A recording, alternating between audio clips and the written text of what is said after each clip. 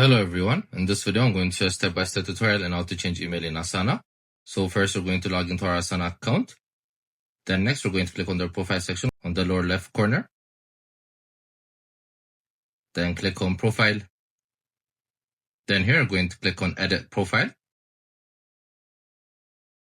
So as you can see, under email section, you guys can't edit it or remove it. It's blank. So what we can do is go to account section. Then again, as you can see, we can manage our emails here. We could change it. So we can't remove this email since it's the only one. So when you click on add new email, you guys need to re-authenticate it, which basically means you need to log in again. So we're going to insert our email, then our password, then click on login. So as you can see, we can add a new email now since we re-authenticated it again. So we're going to insert your new email address. Then once you're done, you're going to click on add.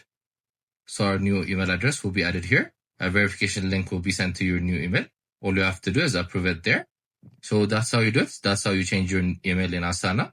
I hope you guys liked this video. Subscribe for more, like for more, share for more. I have to see you again. Goodbye.